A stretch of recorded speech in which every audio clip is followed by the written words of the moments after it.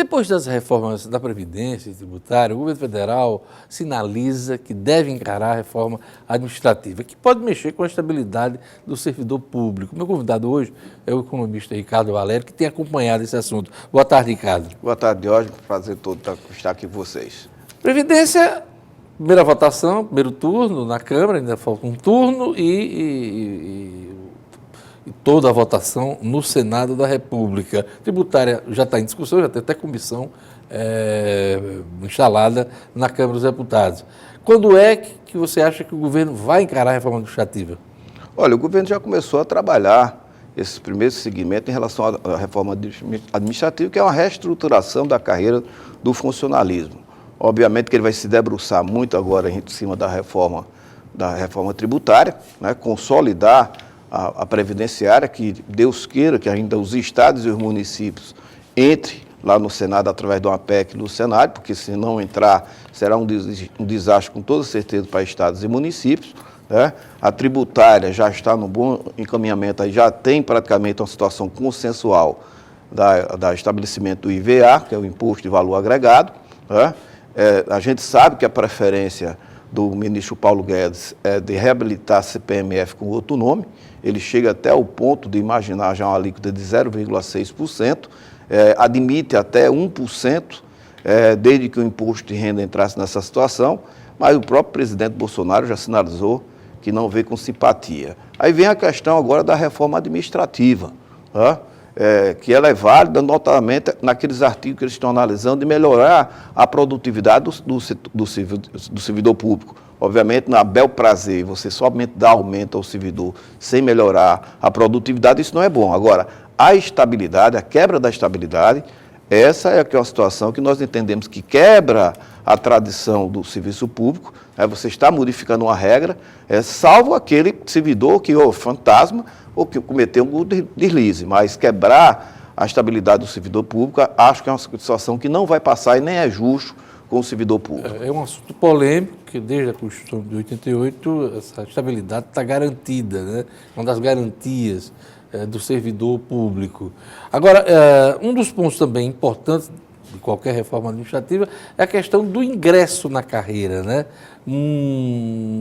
A área econômica do governo aponta que hoje aquele concursado já entra já com salário alto, já muito próximo do valor que poderia ter em final de carreira. Isso deve mudar, né? Deve. Um dos itens da pauta é o plano de carreira, né?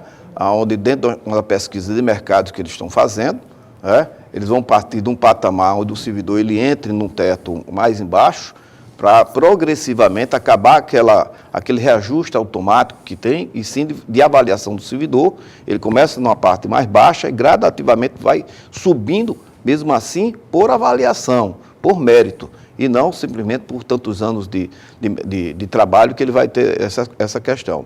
Agora, um ponto outro que também é preocupante, hoje, é em relação à sinalização forte que o governo está dando de fazer o congelamento dos concursos públicos.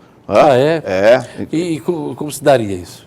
Eles estão, embora que o governo mesmo sinalize que nos próximos 5 anos haverá uma perca de quase 40% dos servidores vão estar em situação de se aposentar, mesmo com as mudanças que estão ocorrendo na Previdência. Aliás, mesmo antes da reforma, muita gente se aposentou com medo, né? Exatamente. Das mudanças. Né? Isso foi muito ruim, inclusive, para o nosso Estado, que aconteceu um corre-corre muito grande, muita gente se aposentando que ainda podia estar nativa, já com medo. Então, mesmo eles analisando que haverá uma perda considerável de servidores da União, como também nos estados e municípios, eles estão partindo para fazer o congelamento desse concurso público, porque chegaram à conclusão que parte dessas atividades são muito atividades medianas, do servidor de nível médio, e que o governo está querendo trocar a parte da digitalização, né, mais uma vez a situação virtual tomando os empregos. Né? Então o governo já chegou à situação de que ele vai praticamente, se precisa de 40 mil servidores, ele vai trabalhar no patamar de 20 e os outros 20 vai ser através da modernização, da digitalização do serviço público, que aliás é uma realidade nacional, do mesmo jeito que passou pelos bancos e tudo. Chega agora o servidor público notadamente vai ter uma redução bastante de vagas no setor público. E nessa questão da tecnologia tem a discussão sobre o fim de algumas carreiras, o fim de algumas profissões, atividades, ou o surgimento de outras atividades. Então é bom ficar atento a essas mudanças, né, Ricardo? Tem que ficar muito atento, eu lembro sempre, notadamente para os jovens, né, e para os trabalhadores de uma forma geral. O mundo, as relações de trabalho estão mudando, né? A virtualização das atividades, a automação tem levado algumas profissões vão estar exauridas, vão estar extintas. O momento atual é a situação do empreendedorismo. O jovem, quando entrar na faculdade, ele não tem que ser naquela visão somente de que vai ser empregado em alguma atividade. Ele tem que começar a ter uma visão mais moderna, de ele ser empreendedor da sua própria atividade. Ele procurar construir o seu diferencial. E a gente precisa ver o tamanho desse impacto, né, da tecnologia no serviço público. É muito interessante isso aí. É bom ficar atento e discutir mais essa questão. Muitas carreiras vão acabar. Ô, Ricardo, ainda falando de reforma, a reforma da Previdência, você acha que ainda pode haver alguma mudança na votação segundo turno na Câmara? O Senado deve modificar ou vai aprovar algo que a Câmara aprovou, excetuando essa questão aí dos estados e municípios? O que é que você está prevendo? Não, eu tenho a impressão que foi uma surpresa aquele placar na Câmara, né, graças à liderança do Rodrigo Maia, né? O presidente ficou até meio à parte do processo. Ele ficou a parte do processo, não. Ele mandou uma proposta e ficou modificando de acordo com as vontades dele em relação a algumas categorias, principalmente policiais. Que foi realmente um atropelo grande, dando as chamadas caneladas dele, né? Mas eu estou dizendo, ela foi aprovada muito mais pela liderança do Rodrigo Maia do que da presidência da República, né? Do mesmo jeito, no Senado, a gente imagina que ele tem que entregar realmente ao presidente do Senado para que haja, sem haver grandes desatração, acredito que haverá grande mudança e que a grande vantagem vai ser que praticamente está já bem acordado já entre os senadores que vai entrar estados e municípios e é super necessário. Está tendo uma tabelinha, o Rodrigo Maia com Davi Alcolumbre, que é o presidente do Senado, eles são do mesmo partido, e puxaram essa agenda das reformas para o Congresso Nacional. Há uma perspectiva de que o Senado analise, vote a reforma da Previdência até o final de setembro. Essa perspectiva, né? Eu queria falar um pouco também com você sobre a questão do FGTS. O governo finalmente definiu aí as regras de saque. Muita gente está achando que é pouco, né? R$500 esse ano, né? Dependendo de cada conta. Qual é a avaliação que você faz dos saques ao FGTS? Olha, a gente tem que analisar que o FGTS ele é fundamental para o financiamento da infraestrutura, notamment na área de habitação, saneamento básico e infraestrutura. As construtoras reclamaram de forma apropriada. O governo ia ser mais ousado realmente, né, nesse valor do saque, né? Mas nós temos que considerar também que o valor de R$500, ele engloba 81% das contas do FGTS hoje no país, em torno de 270 milhões de contas. 81% dessas contas, em torno de 211 milhões, elas têm saldo, coincidentemente, de R$500 para baixo. Tá? Então, 81% dessas contas vão estar nesse patamar dos 500. Tá? Obviamente, quem está acima disso aí tem mais pano para as mangas para conseguir segurar. É um impacto muito bom, são 42 bilhões, considerando os 2 anos, considerando o resto desse ano e o ano de 2011, cria o 14º salário praticamente, que isso é muito bom, que é onde o ministro Paulo Guedes dizia com propriedade que não adiantava criar o voo das galinhas, que é você fazer aquela liberação e não ter sequência. O voo tem que ser de águia. Tem que ser de águia, com toda certeza.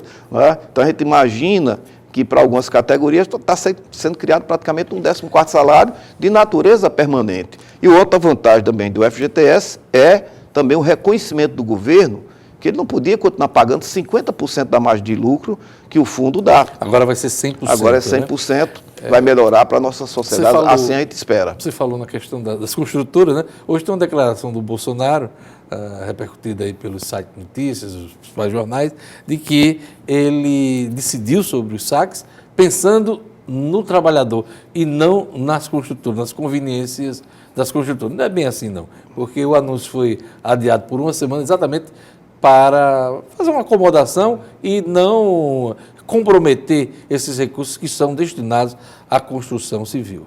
É verdade. O nosso presidente ele tem que ter uma postura mais de estadista, na realidade, né?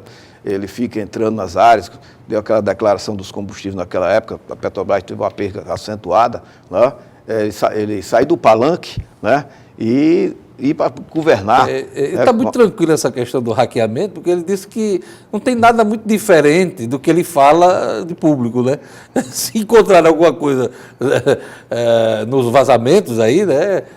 Alguma coisa comprometida, não é muito diferente do que ele fala já habitualmente. Mas, por último, eu queria um comentário seu sobre o desemprego do Rio Grande do Norte. Hoje a Tribuna do Norte traz uma manchete de que mais de 5 mil vagas foram cortadas esse ano, né? A questão do desemprego ainda é o nosso grande desafio, né? É o nosso grande gargalo, né? O Rio Grande do Norte, a gente tem um histórico, né? Se a gente for puxar os últimos 5 anos, das várias indústrias, das poucas indústrias que nós tínhamos, né? Que fecharam a porta. Isso tinha um gargalo muito grande, vinculado à questão das licenças ambientais. Você fala da Guararapes. Guararapes, né, o problema trabalhista, né, a questão ali também de São Gonçalo Amarante, de São Gonçalo Amarante, quer dizer, fábricas. O Rio Grande do Norte era muito hostil, realmente, ao capital privado. Né? Era? Ainda era e ainda tem que melhorar bastante, né? Porque os estados vizinhos estão aí facilitando a situação. O governo Fátima está com boa vontade, a área de meio ambiente melhorou bastante. Tanto é que agora, para a parte das eólicas, todos os processos que foram dados de entrada foram aprovados e estão sendo mais ágeis, né, para que torne o nosso estado mais atrativo para o capital. Afinal de contas, somos um estado promissor, temos um diferencial na geração de energia, inclusive de energia olímpica. Estamos na esquina do continente. Está aí hoje a entrevista excelente do secretário da Agricultura, mostrando que o nosso agronegócio é super competitivo. Pois é, podemos ser o primeiro em exportação de frutas ainda esse ano, né? O que é uma situação extraordinária e graças à capacidade, né, dos empreendedores do nosso Rio Grande do Norte na área do agronegócio. Se está dando certo, vamos deixar dar certo, não vamos atrapalhar, não. Não vamos, pelo menos, atrapalhar. É isso aí. Eu queria agradecer a presença do economista Ricardo Valério aqui no nosso programa, comentando não só as reformas, mas o momento econômico que vive o Rio Grande do Norte e o país. Obrigado, Ricardo. Nós que agradecemos, estamos sempre às ordens. É isso aí.